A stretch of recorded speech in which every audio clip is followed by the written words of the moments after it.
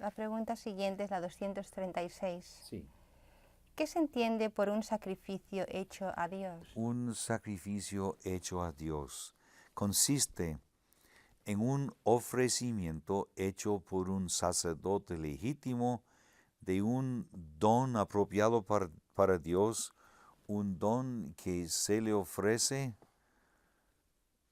como víctima en nombre del pueblo. Ejemplos los veremos ahorita.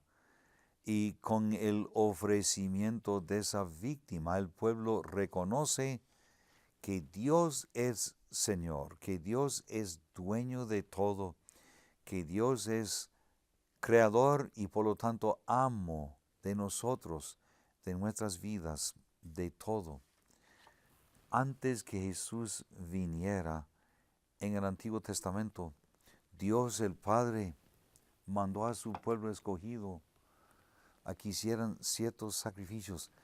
Quizás estos sacrificios, cuando yo te los cuente un poco, no te gusten, pero recuerda que Dios es quien los mandó a hacer al pueblo de Israel. Recuerden también que Jesús no había venido.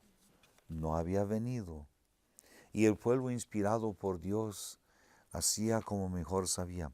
Vamos, Jesús mandó que el pueblo, con cierta frecuencia, escogiendo un sacerdote, no católico, porque Jesús no había venido todavía.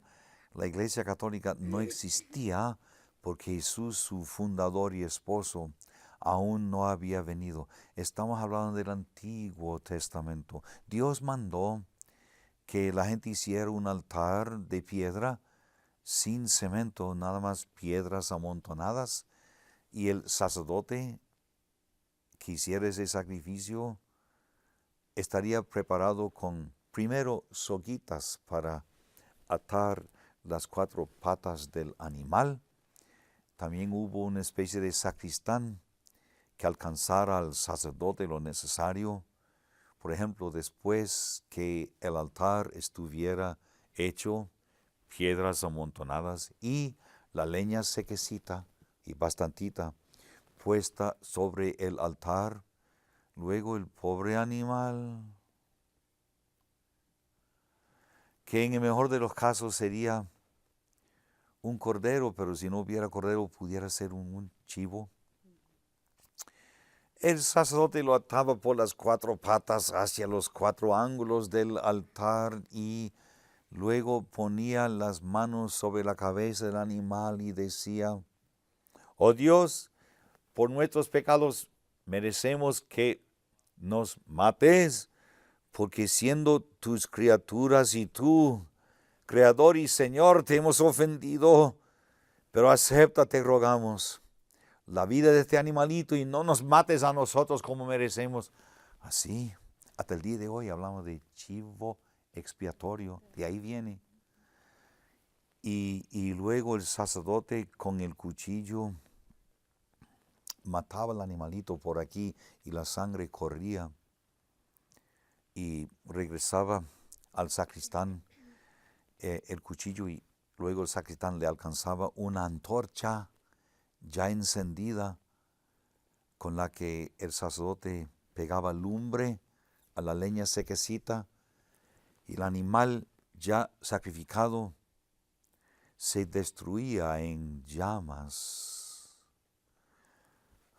Y después que estuviera asado y el sacristán había limpiado el cuchillo, el sacerdote cortaba pedacitos y daba a todos los presentes.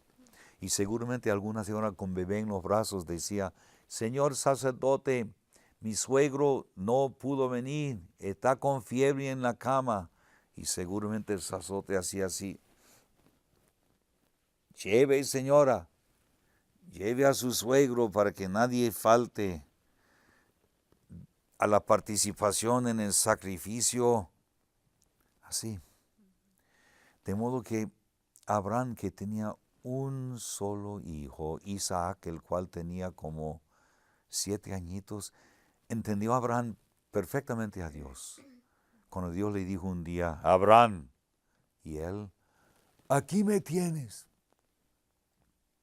lleva a tu hijo, a tu unigénito, al que tanto amas, a Isaac,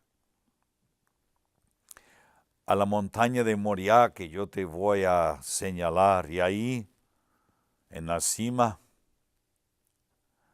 ofrécemelo.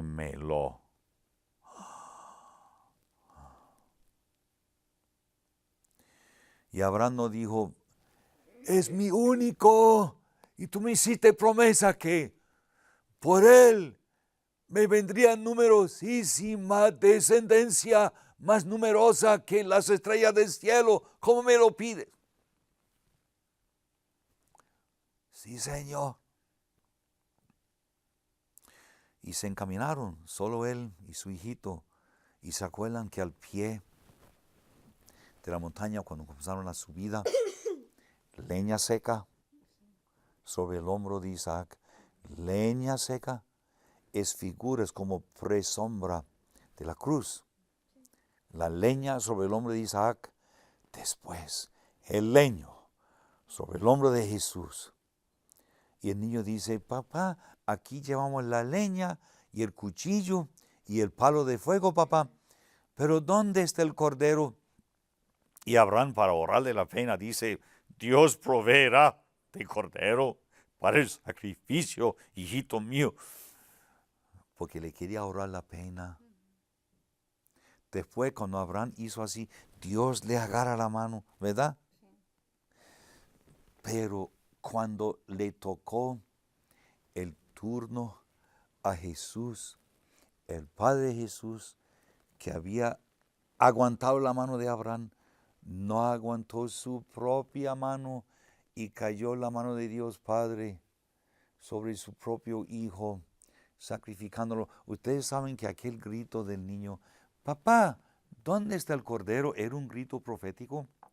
Salió al aire fresco de aquella mañana, al pie de la montaña aquella. ¿Dónde está el cordero? 19 siglos antes que viniera Jesús. Y daba ese grito, esta pregunta, la vuelta de la tierra, y la vuelta, porque el sonido va en ondas, ¿verdad? Y nadie sabía contestar esa pregunta. ¿Dónde está el cordero? ¿Dónde está el cordero? ¿Dónde está el cordero? Hasta que un día San Juan Bautista, pariente del Señor Jesús, que estaba en el río Jordán, Juan Bautista, y ve venir a Jesús y dice, ahí está el Cordero de Dios que quita el pecado del mundo. Tardó la pregunta 19 siglos en contestarse.